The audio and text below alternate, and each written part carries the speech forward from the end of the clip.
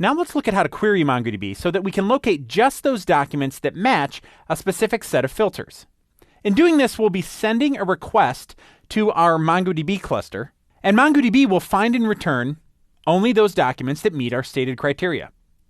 Compass provides a rich point-and-click interface for filtering collections. Let's look at some examples of filtering collections using the City Bike trips collection. This dataset contains documents recording trips taken within New York City using the City Bike network of publicly accessible bicycles and stations.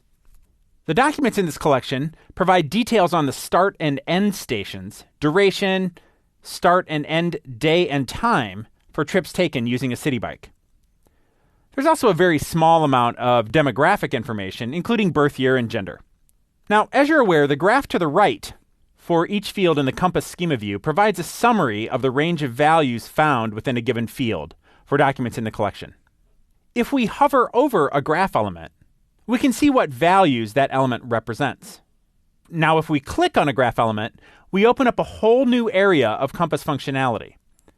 As an example, I've clicked on this bar within the end station name graph. At first, you might notice only that the bar changed color.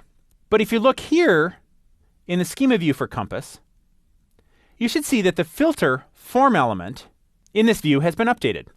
Let's take a minute to talk about this. Chances are you're already familiar with JavaScript object notation, also known by its acronym JSON. That's JSON. As you become more experienced in your use of MongoDB, much of your interaction with the database will be through JSON documents of one type or another. Though Compass is a GUI client, a little of the JSON orientation of MongoDB comes through in this aspect of the Compass interface. We explore JSON in greater detail in another lesson. For now, you only really need to know a few simple facts about JSON documents. First, JSON documents begin and end with curly braces. Second, JSON documents are composed of fields. In the example we're looking at here, this document has one field. And finally, fields have two parts, a key and a value. The key is a string and must be enclosed in quotes, as we see here. The value can be any valid JavaScript data type, including a nested JSON document. The value of the field in this document is Broadway and East 22nd Street. Within a field, the key and value are separated by a colon. For now, that's all you really need to know about JSON. In this lesson, we'll see a couple of different examples of JSON documents as we look at filtering collections. Now, let's apply our filter. The filter we've just applied can be expressed as follows. Show me all documents for which the end station name has the value Broadway and East 22nd Street. Note that rather than the nearly 2 million documents reported by Compass for the entire collection, upon applying the filter, Compass reports a little more than 13,000 documents matching our query. Before we move on, it is important for me to mention that the type of filter we have applied here is called an equality filter. This simply means that we're looking for documents with this exact value in the end station name field. Now let's look at a different type of filter for situations in which we want to select documents that fall into a particular range of values. A good example for us to work with here is the birth year field of the City Bike collection. Note that when hovering on any of the bars in the summary graph, that each bar represents a range of values. At the far left are birth years less than 1940, and the other bars represent a range of 5 years each. Let's click on the bar for 1985 to 1990. Note the filter document created for us here. This filter stipulates a constraint that can be expressed as follows. Show me all the documents for which the birth year field has a value that is greater than or equal to 1985 and less than 1990.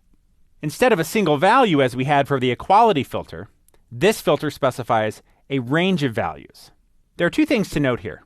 One is that the value for the birth year field in our filter document is a nested JSON document. It follows all the rules of JSON documents with respect to the fields and the key value pairs this document contains. The second thing to note is that the fields together define a range of values because of the use of a couple of special keys.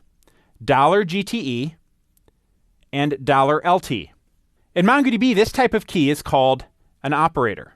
MongoDB defines many operators in its query language. In other lessons, we'll go into detail on operators and all other aspects of the MongoDB query language. Applying this filter, we can see that about 343,000 documents match the range we've specified here for birth year. Now that we have a better understanding of range filters, let's experiment a bit.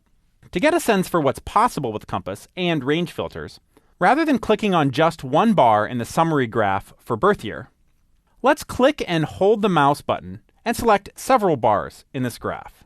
Note that the filter document now expresses a much broader range of birth years. If we apply this filter, MongoDB will return all documents that have a birth year value that is greater than or equal to 70 and less than 1990. Before we move on from range filters, let's take a look at one last example. After resetting our filter, let's scroll down to the bottom of the schema view. Here we'll find a field called trip duration. Trip duration stores the length of the trip in seconds. Let's just select a region of this graph and apply the filter. Here I've selected a trip duration in the range 2,000 to 4,000. In this example, we can see one reason why Compass, even though it's a visual tool, gives a JSON filter to work with in addition to the point, click, drag interface. For fields that have values that are this granular, sometimes it's just faster to edit the JSON filter directly to get what we want. For example, say we want to filter for trips that have a duration of between 10 and 20 minutes. We can simply edit the JSON filter directly to be greater than 600 seconds and less than 1,200 seconds, like this. And if we apply this filter, we can see that more than 600,000 documents match our query. Scrolling down to the trip duration field, we can see that the range of values in the schema view now reflects just those documents matching our query. The min is 600 and the max is 1,199. In this lesson, we reviewed how to use the Compass interface to complete queries involving equality filters and range filters. We've also taken a look at JSON documents that represent these filters as we begin to get comfortable interacting with MongoDB using JSON syntax. In other lessons in this course, we go much deeper on JSON, queries, and a number of other operations essential to using MongoDB.